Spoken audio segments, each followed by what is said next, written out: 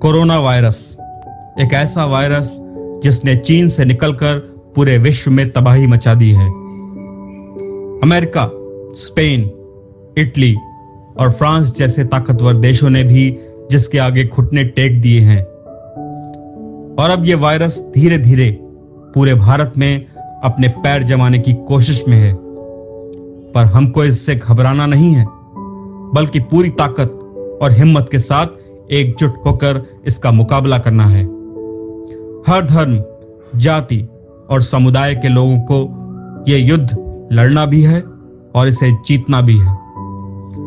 समझ सकते इस बल को हम भी कहां, जो कमजोर करने तू ना आता यहां। लगा ले जोर तू कोरोना जहां है, हम भी खड़े सब मजबूत यहां हैं।